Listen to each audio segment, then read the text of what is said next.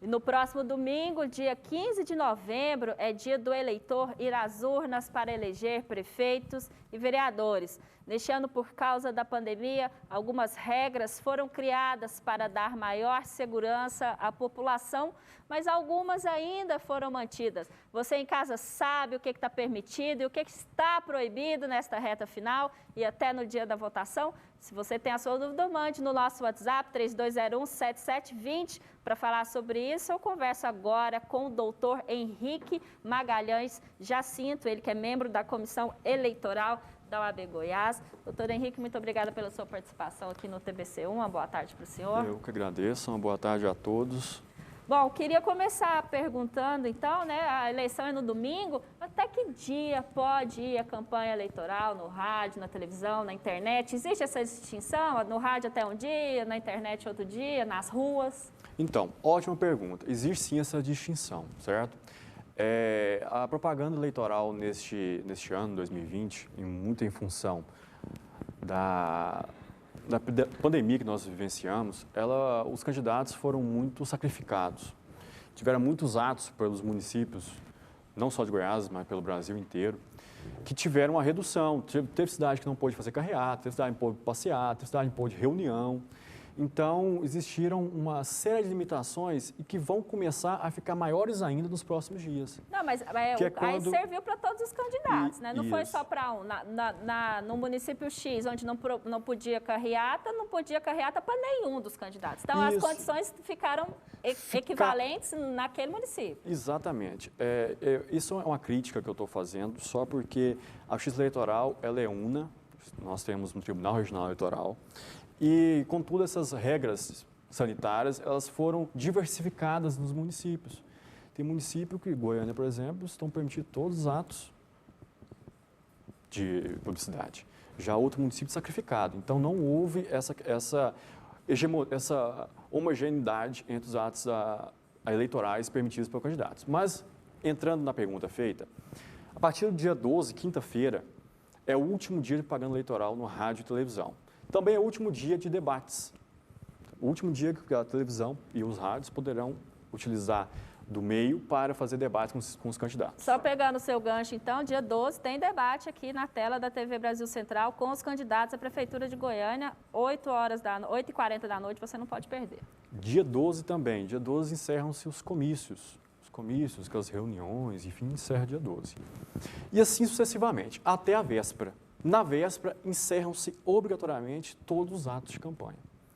O ato realizado no dia de campanha, propaganda eleitoral no dia de campanha, ele é vedado. Não é vedado só para configurar uma propaganda irregular.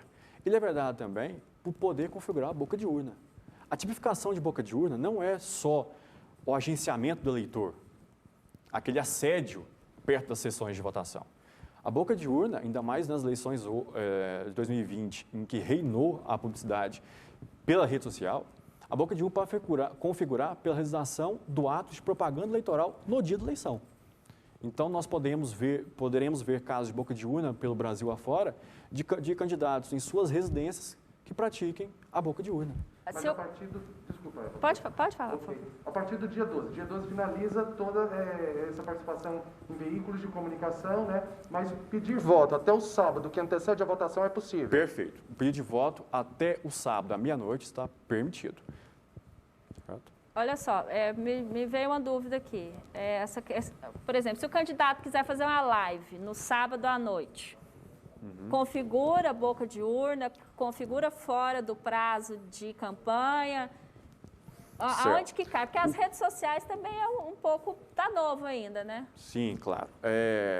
Os leitores, eles verificaram e tiveram uma nova experiência, que os candidatos hoje deixaram de bater a sua porta e começaram a chegar até ele pelas redes sociais. Então, hoje o eleitor teve conhecimento do seu candidato pela rede social. E é por lá que ele vai ter conhecimento, com certeza, de que ele irá votar no dia 15. Então é o seguinte, os candidatos, eles poderão, até o dia 14, às 24 horas, realizar qualquer tipo de publicação em suas redes sociais. Não, no dia 14. Isso, então, não infringe regra eleitoral Não nenhuma. infringe. Não infringe também ele deixar o que já foi publicado. Muita gente pergunta, mas então dia 15 eu tenho que pagar tudo? Não, não tem que pagar tudo. Você pode deixar, porque você não pode colocar novos, impulsionar novos. Essa é a regra. Você tem alguma pergunta para fazer, Cássio? Eu quero saber do senhor, a respeito de venda de bebidas alcoólicas, no dia da votação, mudou alguma coisa em relação a essas regras ou não? Então, essas regras, elas dependem de estado para estado. Por enquanto, no estado de Goiás, não tem a famosa lei seca instituída. Então, por enquanto, os bares e restaurantes e os próprios eleitores ainda não estão limitados ao consumo, tanto na véspera quanto no dia. Contudo, isso pode mudar daqui até o dia 15.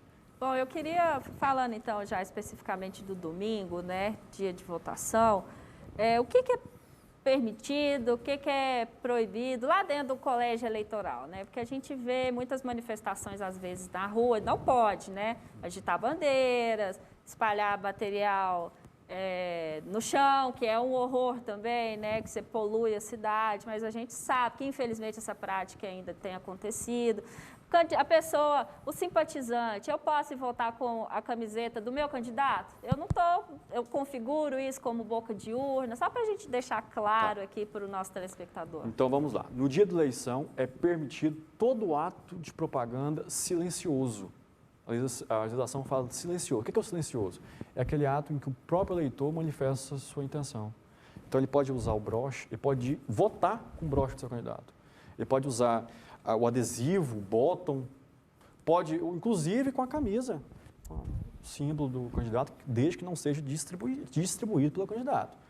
A camisa, esses brindes têm que ser um manifesto próprio do eleitor ou limitado pelo candidato ao seu nicho, ao pessoal que trabalha em sua campanha. Não pode haver distribuição desse material. Também, é claro, não pode pedir votos lá na fila, né? Vota no meu candidato, ou eu sou o candidato, vota em mim. Claro. Isso configura a tipificação clara do crime de boca de urna. Tá? Bom, vou pedir, então, chamar o nosso WhatsApp, 3201-7720. Você que tem alguma dúvida, a gente vai continuar debatendo esse assunto no nosso próximo bloco. Você, então, mande a sua pergunta que a gente vai fazer logo na sequência. Eu vou pedir, então, para o doutor Henrique Magalhães continuar com a gente aqui, que a gente vai continuar falando sobre isso no nosso próximo bloco.